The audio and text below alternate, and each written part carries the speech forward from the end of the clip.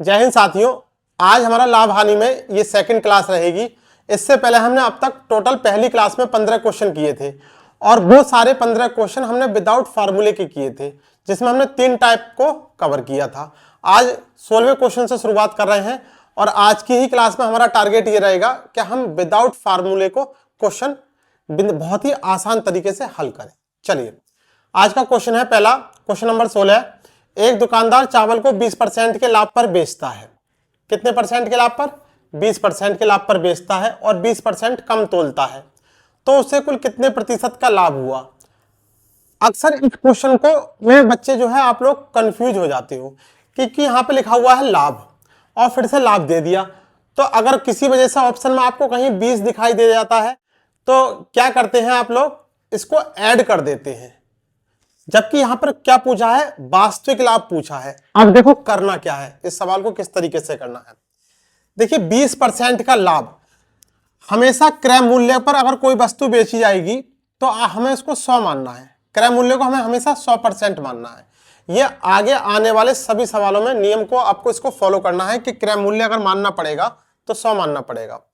20% लाभ का मतलब क्या हो गया कि वो 120% हो गया, क्योंकि क्रय मूल्य का तो हमने कितने में वस्तु खरीदी? 100% पे खरीदी, 20% लाभ पर बेची, तो इसका मतलब 120% हो गया एसपी उसका। 20% लाभ यानी 20% को हम कैसे लिखेंगे? 100 में ऐड करके। अभी आगे कह रहे हैं और 20% कम तोलता है। 20% कम तोलने का मतलब क्या है? अगर पहले टोटल वस्तु 100% वेट पर तोली जा रही है तो 20% कम तोलने का मतलब क्या है? इसको हम 100 में से घटा के लिखेंगे 80%। इन दोनों का डिफरेंस लेंगे, कितना आ गया? 40%। अब ये 40% के रूप में है, इसको हम परसेंट से अलग कर देते हैं थोड़ी देर के लिए। हम इसको केवल क्या मानते हैं? 40 ही मान के चलेंगे। क्या मानेंगे? 40। इन दोनों का अंतर हमने 40 निकाल लिया। अब इसके नीचे हम वो वेट लेंगे जो वास्तव में ट्रू वेट है। कौन सा weight? True weight. True weight कौन सा वेट है? वास्तविक वेट कौन सा वेट है? 20% कम तोलता है। 20% कम तोलता है, इसका मतलब कितने परसेंट तोलता है? 80% तोलता है। हम उस 80 से भाग कर देंगे और चूंकि परसेंटेज में पूछ रहा है, प्रतिशत में, तो 100 से गुणा कर देंगे। 40 दूनी 80 और 2 से इसको डिवाइड कर दिया तो कितना आ गया? 50% का प्रॉफिट हो गया। 20% के लाभ पर तोलता है तो 120 कर दिया, 20% कम तोलता है तो 80 कर दिया। इन दोनों के डिफरेंस को हम वास्तविक वेट से जो 100 में से घटाकर आएगा उससे भाग कर देंगे और 100 से गुणा कर देंगे, हमारा वास्तविक लाभ निकल कर आ जाएगा। ये आज का पहला सवाल था। अगर मान लीजिए इसी सवाल में यहां पर हानि दे देता तो 20% का मतलब हम कितना लिखते? 20% की हानि का मतलब कितना लिखते? 80 लिखते। तो यहां पर कुछ और संख्या निकल कर आती, 10% या कुछ भी और आती। ऐसा थोड़ी ना होगा कि 80 दोनों आ जाए तो यहां शून्य बन जाएगा। अगर लाभ हो तो 100 में जोड़ के लिखेंगे, हानि हो तो 100 में घटा के लिखेंगे। बस इतना सा काम है इस टाइप के सवाल में।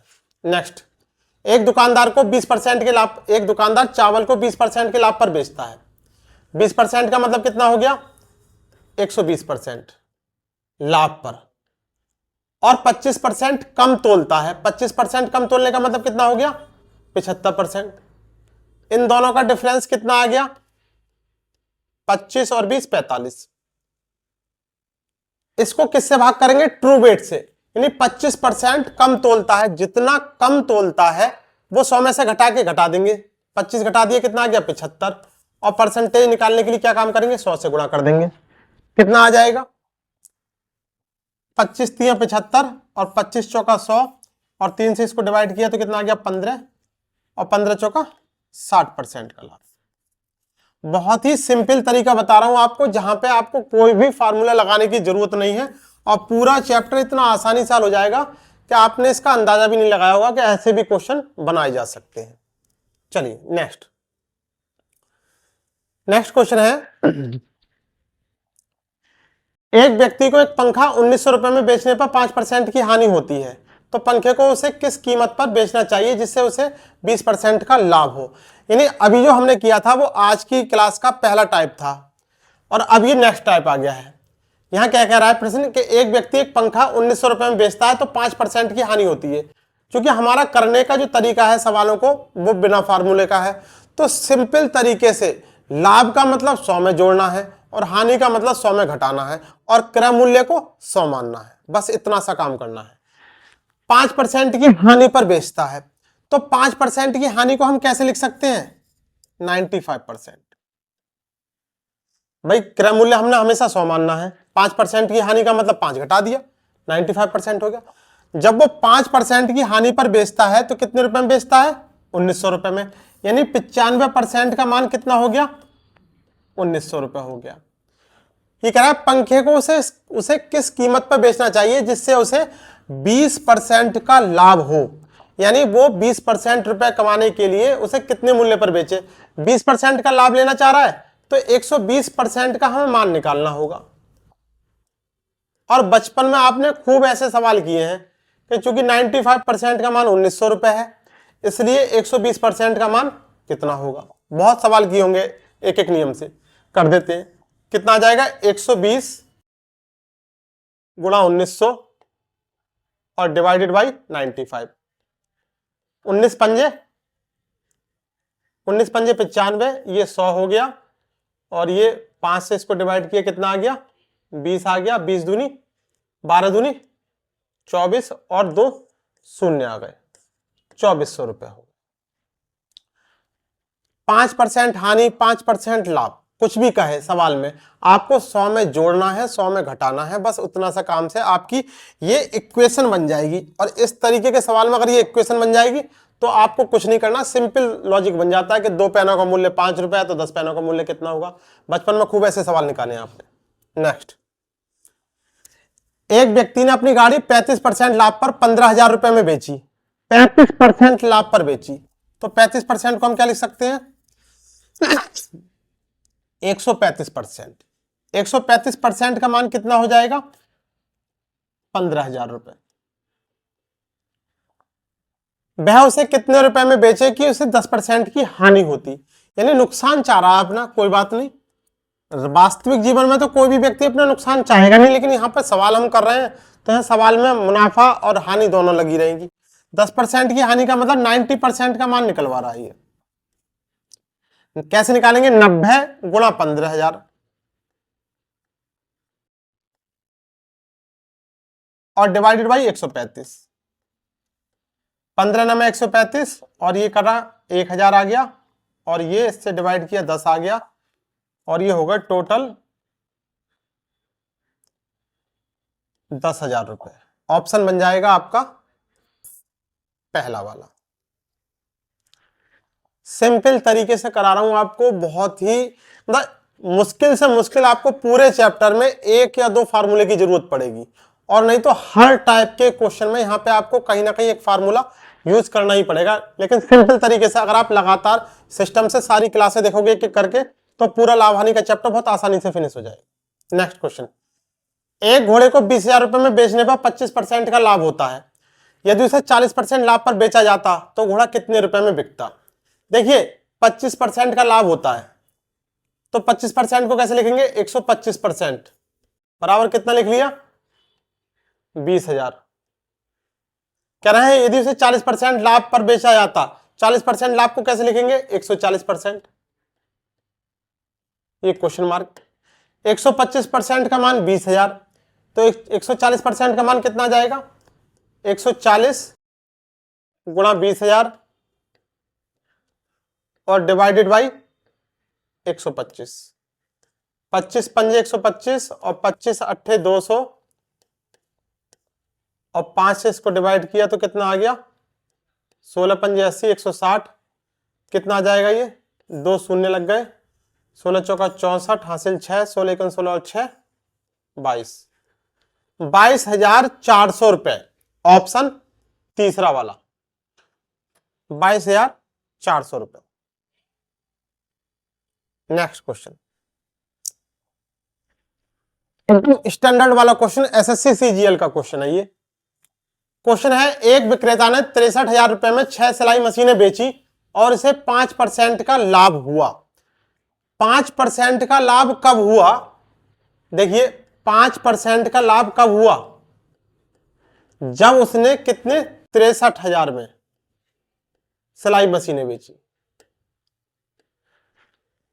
अब क्या कह रहा है? यदि वह 15% लाभ अर्जित करना चाहता है तो उसे 8 मशीनें, क्या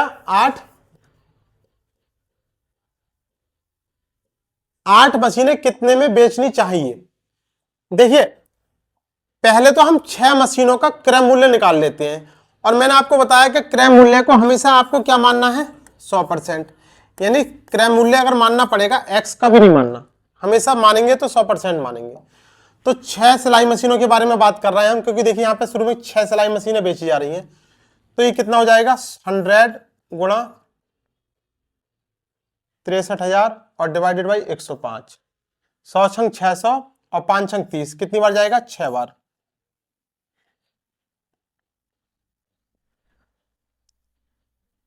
60,000। ये कितने का आ गया? 6 सिलाई मशीनों का क्रय मूल्य आ गया।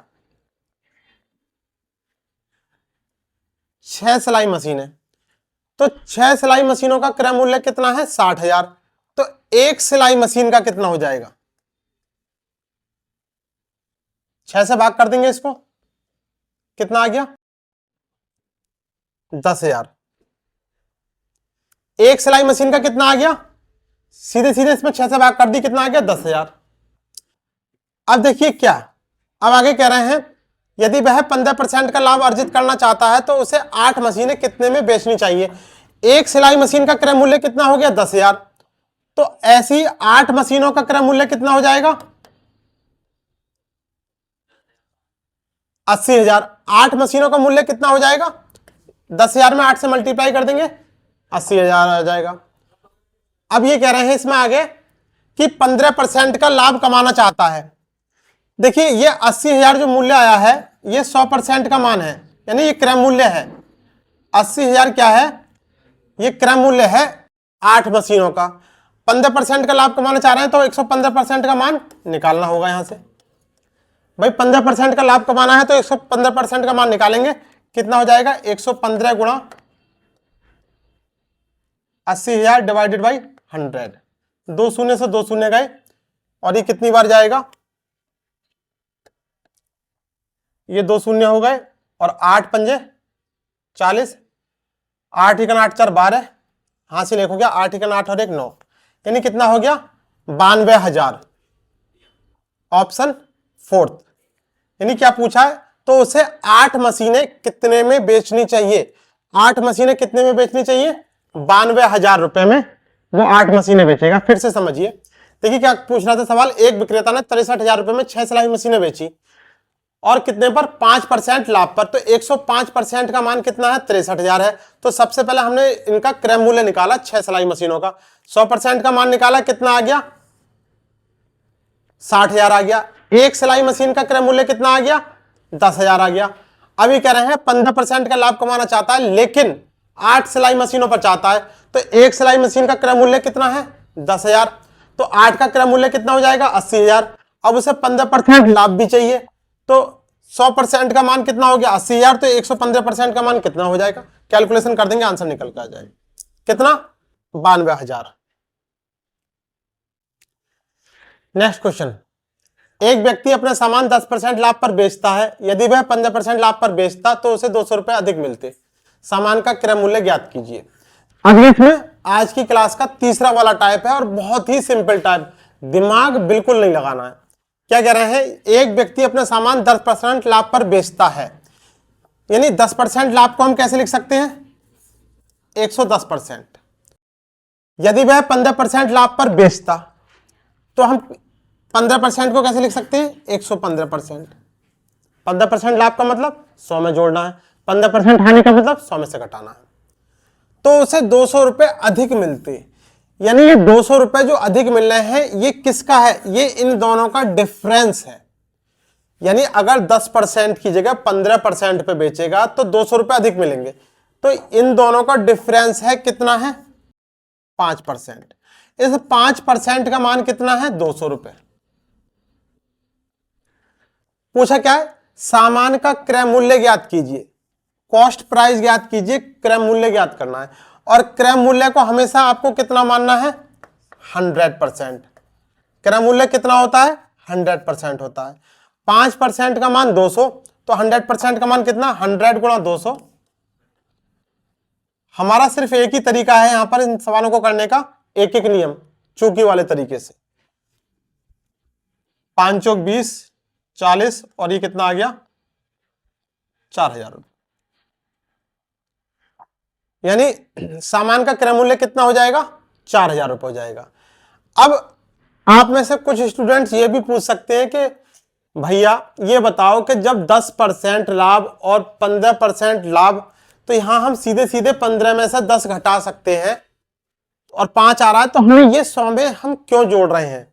ये 100 में हम इसलिए जोड़ रहे हैं कि अगर लाभ का सवाल है तब तो कोई दिक्कत नहीं है, यदि हानि का सवाल आ जाए या लाभ हानि का सवाल आ जाए, तब वहां पर ये आप सीधे सीधे जब घटाओगे तब गड़बड़ हो जाएगी। 10% हानि और 15% लाभ, तो आपको अंतर डिफरेंस अगर संख्यात्मक मान में देखोगे तो 10 और 15 दिखाई देगा, तो आप 5 का अंतर कर दोगे, जबकि 10% हानि का मतलब 90 हो जाएगा और 5% लाभ या 15% लाभ का मतलब वो 100 से प्लस में चला जाएगा। आगे एक और सवाल देखते हैं। देखिए क्या है सवाल। महेश ने एक घड़ी 5% हानि पर बेची, यदि वह 5% हानि पर बेचता तो उसे 600 रुपए अधिक मिलते। यानी 10% हानि पर बेची है और 5% हानि पर बेचता तो 60 रुपए अधिक मिलते। अब यहां पर क्या है, दोनों हानि हानि है, तो आप सीधे घटा सकते हो, 10 में से 5 घटा सकते हो सीधे। अगर एक लाभ एक हानि हो जाएगा तब आपको दिक्कत आएगी। 10% हानि पर बेच रहा है और 5% हानि पर बेचता तो 60 रुपए अधिक मिलते। कितना हो गया? 5%। इन दोनों का डिफरेंस 555 हो गया। 5% का मान कितने रुपए के बराबर हो गया? 60 रुपए के बराबर हो गया। महेश ने घड़ी कितने रुपए में खरीदी? खरीदी का मतलब क्रय मूल्य, और क्रय मूल्य का मतलब 100%। 100% का मान पूछा गया है इसमें। 100 गुणा 60 और डिवाइडेड बाई 5, 12 बार जाएगा और ये कितना हो जाएगा? 1200 रुपए। यानी कितने रुपए में घड़ी खरीदी गई है? 1200 रुपए में 1200 रुपए में।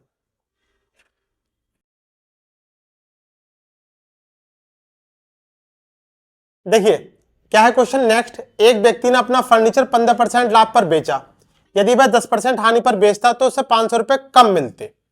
जिस सवाल के बारे में मैं बात कर रहा था वो ये वाला सवाल है, क्योंकि यहां पर देखिए क्या दे रखा है, 15% लाभ और 10% हानि। अगर आप इसको संख्यात्मक रूप से घटाएंगे तो 15 में से 10 घटाएंगे, कितना अंतर आएगा? 5। और वहीं आपका सवाल गलत हो जाएगा। 15% लाभ को आपको कैसे लिखना है? 115%। और 10% हानि को कैसे लिखना है? 90%। इन दोनों का डिफरेंस कितना आ गया? 25%। इसलिए आपसे मैं बार बार कहूंगा कि लाभ को 100 में जोड़ना है, हानि को 100 में से घटाना है, तब आपका कोई भी सवाल गलत नहीं होगा। इन दोनों का डिफरेंस कितना है? 500 रुपए। फर्नीचर का क्रय मूल्य क्या होगा? क्रय मूल्य का मतलब 100%। पूछा है क्या होगा? कितना आ जाएगा? 100 गुणा 500, 100 गुणा 500 और डिवाइडेड बाई 25। 25 दूनी 50, 20 आ गया। कितना आ गया ये? 2000 रुपए। ऑप्शन कौन सा वाला मिल रहा है? Third option. चलिए नेक्स्ट क्वेश्चन पे चलते हैं। एक घोड़ा 10% हानि की जगह 20% लाभ पर बेचा जाता तो 3000 रुपए अधिक मिलते। आपको मैं बता दूं कि इस टाइप वाले प्रश्नों में सबसे ज्यादा जो सवाल पूछे जाते हैं उसमें हानि और लाभ ये दोनों ही चीजें देखने को मिलती हैं। तो जो पिछला वाला सवाल था और ये वाला सवाल सेम ही है। 10% हानि की जगह 20% लाभ, 10% हानि की जगह 20% लाभ, 120। इन दोनों का डिफरेंस कितना आ गया? 30। 30% का मान कितना दे रखा है? 3000 रुपए। 3000 रुपए अधिक में बेचा जाता तो घोड़े का क्रय मूल्य क्या होगा? कितना? 100% का मान। कितना हो जाएगा 100 गुणा, और ये 30 से भाग कर देंगे, 100 आ गया। आंसर कितना मिल जाएगा 10,000 रुपये।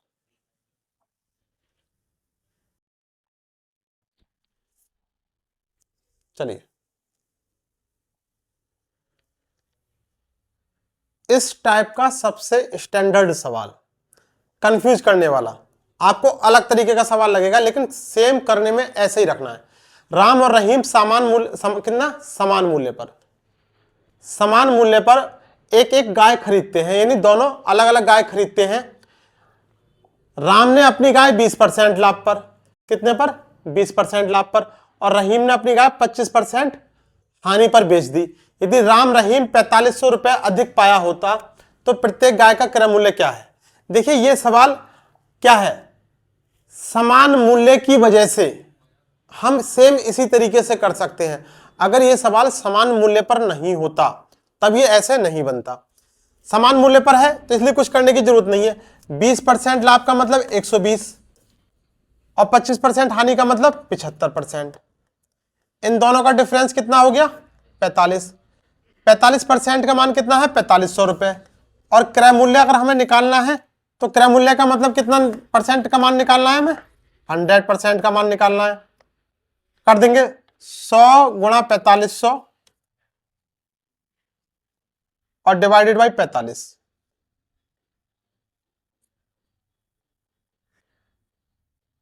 कितना हो जाएगा 10,000 रुपए। तो प्रत्येक गाय का क्रय मूल्य क्या होगा, प्रत्येक का मतलब दोनों की गाय का, यानी कितना 10,000 रुपए की, प्रत्येक गाय कितने कितने कीमत की होंगी 10,000 रुपए की। चलिए नेक्स्ट क्वेश्चन, क्वेश्चन नंबर 27। अब इसमें जो नेक्स्ट जो आज का अंतिम टाइप का है, इसमें हमने अनुपात वाले सवाल लिए हैं। क्या है सवाल, यदि एक वस्तु के लाभ और बिक्री मूल्य के बीच 1:5 का अनुपात है तो उस वस्तु के बिक्री मूल्य और लागत मूल्य के बीच अनुपात क्या होगा। देखिए अनुपात के बारे में अगर हम बात करें तो उससे पहले हम एक चीज समझते हैं कि प्रॉफिट कब होता है, जब एसपी बड़ा होता है किससे, सीपी से, यानी विक्रय मूल्य बड़ा होता है क्रय मूल्य से। या ऐसे भी लिख सकते हैं कि हम जब विक्रय मूल्य में से क्रय मूल्य को घटा देंगे तो हमें लाभ मिल जाएगा। अगर कब, जब विक्रय मूल्य ज्यादा होगा तो। लाभ और बिक्री मूल्य के बीच 1:5 का अनुपात है। लाभ अगर 1 है, देखिए लाभ पहले दे रखा है तो लाभ का रेशियो क्या हो गया 1। एसपी का रेट अनुपात कितना दे रखा है 5। लाभ 1 और बिक्री मूल्य एसपी कितना दे रखा है 5। तो यहां से अगर हम सीपी का मान निकालें तो देखिए सीपी कितना आ जाएगा, ये सीपी इधर आ जाएगा और एक उधर पहुंच जाएगा, तो कितना बचेगा 5 में से घटाएंगे 4। अब हमारे पास तीनों चीजें हो गई। देखिए प्रॉफिट 1, विक्रय मूल्य 5 और क्रय मूल्य 4। पूछा क्या है, वस्तु के बिक्री मूल्य और लागत मूल्य। लागत मूल्य का मतलब क्या है सीपी, और ये क्या है एसपी, यानी एसपी और सीपी का रेशियो पूछा है। एसपी कितना है 5 और सीपी निकल के कितना आ गया 4। बस कुछ नहीं, केवल बेवकूफ बनाने वाला सवाल है, एग्जाम में पूछा गया था इसलिए आपको करा रहे हैं। कुछ नहीं करना, सीधे सीधे दे रखा था 5 में से घटाना है। लाभ 1 है, 5 रुपए में बेच रहे हो, 1 रुपए का लाभ हो रहा है, तो कितने रुपए में खरीदी गई होगी, सीधी सी बात है 4 रुपए में खरीदी गई होगी। तो खाली बेवकूफ बनाने वाला सवाल था ये। नेक्स्ट अनुपात के जो भी सवाल हैं, एक सवाल बहुत अच्छा है आगे आएगा, बाकी केवल और केवल कॉमन सेंस से सवाल हल हो जाएंगे। एक वस्तु को बेचने पर 23% की हानि होती है। अच्छा 23% की हानि कब होगी, हमने आपको समझाया है अगर आपको क्रय मूल्य मानना पड़े तो आप एक्स नहीं मानोगे, आप कितना मानोगे 100 मानोगे। अब 23% की हानि हो रही है, जब आप उसे बेचने जाओगे तो 23% की हानि, तो सीधे सीधे इसमें से 23 घटा दो, कितना आ गया 77। पूछा क्या है, तो उसके क्रय मूल्य और बिक्री मूल्य का अनुपात, बस यही आ गया अनुपात, कुछ करना ही नहीं, 100:77। सिंपल कि अनुपात वाले जो सवाल है इसमें सबसे आसान है, करना कुछ भी नहीं है, जैसे कहे वैसे करना है। चलिए नेक्स्ट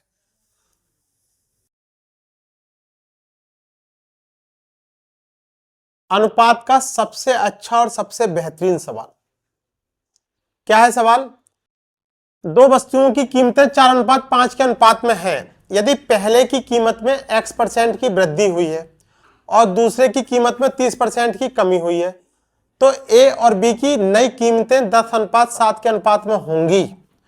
तो क्या पूछा गया है? x का मान निकालिए। कितनी कीमत दे रखी है? 4:5। अब चूंकि इसमें परसेंटेज में वृद्धि दे रखी है और परसेंटेज में वृद्धि दे रखी है, तो 4:5 है, हम उसको ऐसे लिख लेते हैं, 500 रुपए और 400 रुपए, रुपए के रूप में लिख लेते हैं।